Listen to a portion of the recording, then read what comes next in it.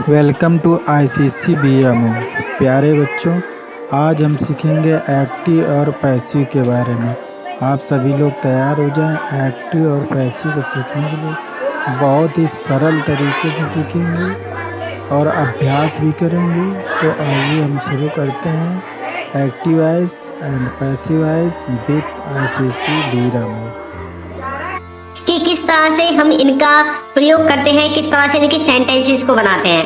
तो देखिए यहाँ पर आपको ये जितने भी फॉर्मूले दिख रहे हैं, है ना, वीडियो के लास्ट तक जाते जाते आपको ये अपने आप याद हो जाएंगे। आपको याद करने की जरूरत ही नहीं पड़ेगी। बस आपको एक चीज याद रखनी है, वो क्या है कि आपको एक तो टेंसेस आने चाहिए, ठीक है, और टेंसेस के जो फॉर्मूला है वो आपको याद होने चाहिए। और सभी वर्ब की जरूरत नहीं है, सिर्फ आपको वर्ब की थर्ड फॉर्म आनी चाहिए। कौन सी फॉर्म? Third form. एक आपको टेंस आने चाहिए, फॉर्मूला आने चाहिए टेंसेस के, और वर्ब की थर्ड फॉर्म आपको याद होनी चाहिए। ये जो टेंस है, अब तक आपने क्या सीखा है बचपन से आज तक कि टेंस हमारे, बताइए क्या होते हैं? प्रेजेंट, पास्ट और फ्यूचर, ये टेंसेस होते हैं। और इनके अंदर क्या क्या होते हैं? इंडेफिनिट टेंस होता है, कंटिन्यूअस होता है, परफेक्ट होता है और परफेक्ट कंटिन्यूअस होता है। अब ये प्रेजेंट में भी 4 होते हैं, पास्ट में भी 4 होते हैं और फ्यूचर में भी 4 ही होते हैं, ठीक है। ये बात आपको याद रखनी है। आगे देखिए, ये जो इंडेफिनिट है, ठीक है, और आपका एक कंटिन्यूअस है, एक परफेक्ट है और एक परफेक्ट कंटिन्यूअस है। इनमें से ना ये जो परफेक्ट कंटिन्यूअस है ये पैसिव में नहीं बनता है, ठीक है। ये एक्सेप्शनल केस होते हैं जिनमें ये बन जाता है, वरना इसका इस्तेमाल हम पैसिव में ज्यादातर नहीं करते हैं, वो हम आगे देखेंगे। तो चलिए स्टार्ट करते हैं। आगे देखिए, सबसे पहले आपको ये पता होना चाहिए कि पैसिव होते क्या है। अब आपको यही नहीं पता, आपको सेंटेंस को देखकर यही नहीं पता लग रहा है कि भैया ये एक्टिव में है या पैसिव में है, तो आप क्या बनाओगे, है ना। तो सबसे पहले तो आपको यही पता होना चाहिए कि ये एक्टिव पैसिव होते क्या है। तो देखिए, अब यहाँ पर एक सेंटेंस लिखा हुआ है, राम दूध बेच रहा है। राम क्या कर रहा है? दूध बेच रहा है, ठीक है। ये जो सेंटेंस है ये एक्टिव में है। हम इसको कैसे कह सकते हैं कि एक्टिव में है? एक्टिव का मतलब है कि जो काम को करने वाला है, जैसे यहाँ पर काम को कौन कर रहा है? राम कर रहा है। क्या काम कर रहा है? दूध को बेचने का। तो ये जो राम है ना, यहाँ पे ये राम ही तो है यहाँ का सब्जेक्ट, यानी कि सब्जेक्ट को जब दिखाया जाता है, सब्जेक्ट पर फोकस किया जाता है, उस सेंटेंस को हम एक्टिव के अंदर रखते हैं। सब्जेक्ट पर फोकस किया जाता है जब। लेकिन पैसिव का मतलब होता है कि हम सब्जेक्ट पर फोकस नहीं करते बल्कि ऑब्जेक्ट पर करते हैं, ठीक है। तो यहाँ पर देखिए ऑब्जेक्ट क्या था? दूध।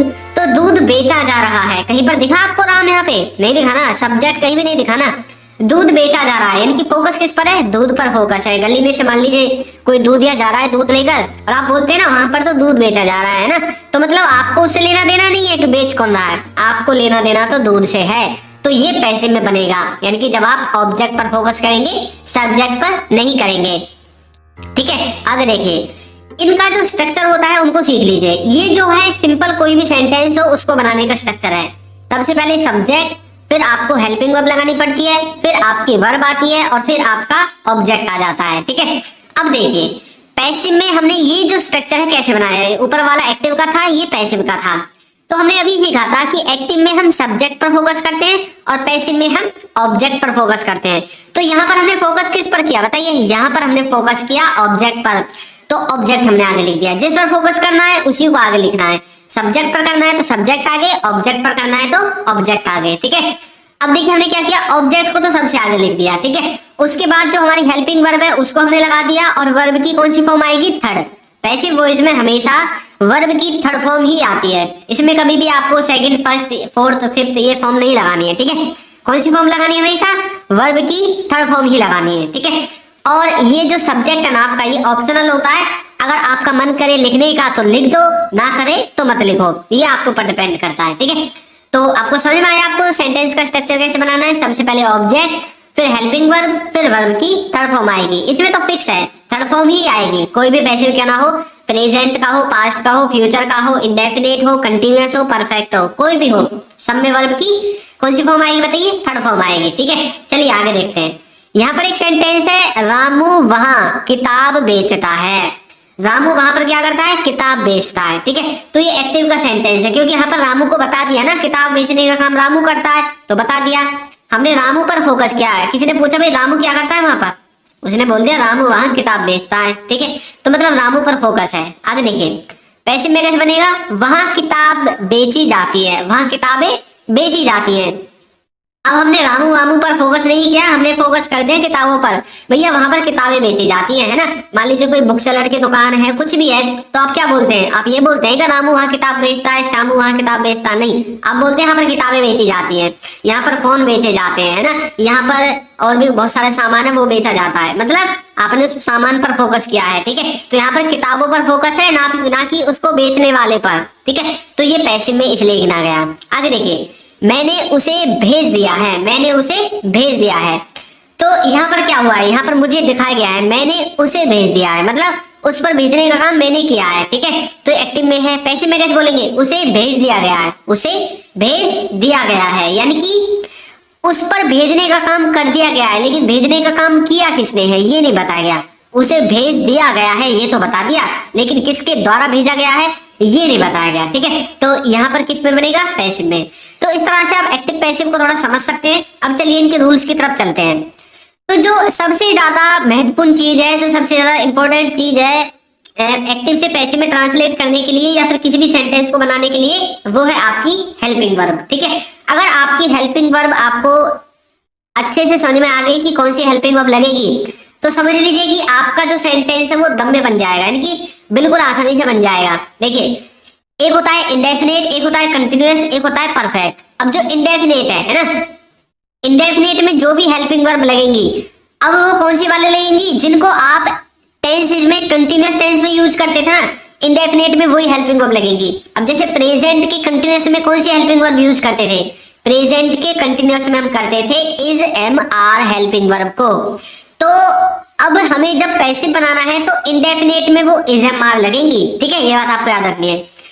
अब पास्ट में कौन सी करते थे कंटिन्यूअस में, पास्ट में करते थे सर वाज वर। तो जब आप इंडेफिनेट में बनाओगे तो क्या होगा, वाज वर जो है पैसिव वॉइस में इंडेफिनेट में लग जाएंगी, ठीक है। फ्यूचर के कंटिन्यूअस में विल बी का इस्तेमाल करते थे, और जब फ्यूचर का इंडेफिनेट बनाओगे पैसिव में तो विल बी यहाँ पर हेल्पिंग वर्ब बन जाएगी, ठीक है। और जो कंटिन्यूअस था, जो अगर आप कंटिन्यूअस टेंस बनाओगे पैसिव में, तो कंटिन्यूअस के साथ आपको हेल्पिंग वर्ब लगानी है, कौन सी, जो भी उसकी है, और उसके साथ बीइंग लगाना है। अब कंटिन्यूअस में क्या बनता है, प्रेजेंट में इज एम आर लगता है, तो इज एम आर के बाद बीइंग लगा देना है, ठीक है। वाजवर लगता है, वाजवर के साथ बीइंग लगा देना है। अब यहाँ पर आपको एक बात याद रखनी है कि जो फ्यूचर का कंटिन्यूअस है वो नहीं बनता है, ठीक है, उसका पैसिव वॉइस नहीं बनता है, ये बात आपको याद रखनी है, ठीक है। आगे देखिए, परफेक्ट टेंस में आप क्या यूज करते हैं, हैज हैव, ठीक है। और परफेक्ट में कौन सी हेल्पिंग वर्ब लगेंगी, परफेक्ट कंटिन्यूअस की, परफेक्ट कंटिन्यूअस की हेल्पिंग वर्ब आपकी परफेक्ट टेंस में लगती है, ठीक है। ये बात आपको याद रखनी है। आगे देखिए, और जो परफेक्ट कंटिन्यूअस है उसको हम बनाते ही नहीं है, ये तो हमने थोड़ा ओरल देख लिया था। चलिए अब देखते हैं अच्छे से। तो देखिए, प्रेजेंट में indefinite, continuous, perfect, perfect continuous, इधर एक्टिव लिखा हुआ है, इधर पैसिव लिखा हुआ है। तो प्रेजेंट का जो इंडेफिनेट है ना, एक्टिव वॉइस में आपने क्या यूज किया था, उसमें डू डज का इस्तेमाल किया था। लेकिन अब जब आप पैसिव बनाओगे तो आपको इज एम आर का इस्तेमाल करना है। किसका इस्तेमाल करना है, इज एम आर का, ठीक है। और जो कंटिन्यूअस था, कंटिन्यूअस जो था उसमें क्या करना है, अब देखिए कंटिन्यूअस में अब तक आपने क्या इस्तेमाल किया था, इज एम आर में वर्ब की फर्स्ट फॉर्म प्लस आईएनजी आपने लगाई थी। लेकिन अब आपको करना है is am are plus being, is am are के बाद बीइंग लगाना है। देखिए इज एम आर इंडेफिनेट में भी आएगा, लेकिन इसमें बीइंग नहीं आएगा। कंटिन्यूअस के पैसिव जब बनाओगे तो इज एम आर के साथ बीइंग दिखाई देगा। अगर आपको इज एम आर के बाद बीइंग दिखता है तो आपको समझ जाना है कि सेंटेंस पैसिव में है। परफेक्ट में क्या होगा, परफेक्ट में आपका हैज हैव आता है एक्टिव में, और पैसिव में हैज हैव के साथ बिन आता है, ठीक है, हैज बीन, हैव बीन, इस तरह से। और जो परफेक्ट कंटिन्यूअस है इसमें क्या होता है, इसमें आपका बनता ही नहीं है, ये बात आपको याद रखनी है, ठीक है। तो एक्टिव वॉइस में डू डज और पैसिव वॉइस में इज एम आर, इंडेफिनेट में, कंटिन्यूअस में इज एम आर तो हम यूज करते हैं, लेकिन यहाँ पर वर्ब की फर्स्ट फॉर्म में आईएनजी लगाते हैं। अब यहाँ पर आपको क्या करना है, इज एम आर के साथ बीइंग लगाना है, उसके बाद वर्ब की थर्ड फॉर्म, इन सब में वर्ब की थर्ड फॉर्म आएगी जितने भी पैसिव होंगे। परफेक्ट में हैज हैव एक्टिव में, और पैसिव में हैज हैव के साथ बिन आपको लगाना है। आगे देखिए, अब पास्ट के बारे में बात करेंगे। पास्ट में क्या है, इंडेफिनेट है, कंटिन्यूअस है, परफेक्ट है, परफेक्ट कंटिन्यूअस है। तो पास्ट में अब तक आपने एक्टिव में क्या यूज किया था, या तो डिड का इस्तेमाल किया था इंडेफिनेट में, या वर्ब की सेकंड फॉर्म लगाई थी। लेकिन जब आप पैसिव बनाओगे तो आपको डिड या वर्ब की सेकंड फॉर्म का इस्तेमाल नहीं करना है, आपको क्या करना है, वाज वर का इस्तेमाल करना है। इनके स्थान पर वाज वर का इस्तेमाल करना है, ठीक है। और जो कंटिन्यूअस होगा इसमें क्या करना है, वाज वर्ब के साथ वर्ब की फर्स्ट फॉर्म में आपको आईएनजी लगानी है। एक्टिव वॉइस में वाज वर्ब के साथ वर्ब की फर्स्ट फॉर्म में आपको क्या लगानी है, आईएनजी लगानी है, ठीक है। और पैसिव वॉइस में वाज वर्ब के साथ आपको बीइंग लगाना है, वाज वर्ब प्लस बीइंग, ठीक है। ये बात आपको याद रखनी है। पैसिव वॉइस में बीइंग आएगा कंटिन्यूअस में हमेशा, ये बात मैंने आपको बता दी थी। कहां पर बताई थी, देखिए ये बात मैंने आपको बताई थी यहाँ पे, देखिए कंटिन्यूअस में हमेशा कंटिन्यूअस की हेल्पिंग वर्ब के साथ बीइंग आएगा और इंडेफिनिट में हमेशा कंटिन्यूअस की हेल्पिंग वर्ब यूज की जाएंगी, ठीक है। ये बात मैंने आपको बता दी थी, तो आपको याद रखनी है। तो कंटिन्यूअस में वाज वर्ब आएगा और उसके साथ बीइंग आपको लगाना है पैसिव में, और एक्टिव में तो आप वर्ब की फर्स्ट फॉर्म में आईएनजी लगाते ही हैं।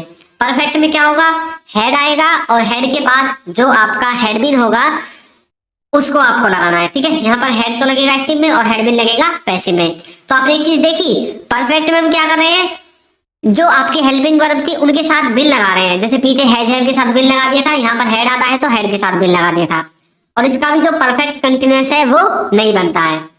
नेक्स्ट है फ्यूचर। अब फ्यूचर में दो चीजें हैं, एक तो कंटिन्यूअस, एक परफेक्ट कंटिन्यूअस, ये दोनों नहीं बनते, बाकी इंडेफिनिट और परफेक्ट ये दोनों आपके बन जाएंगे।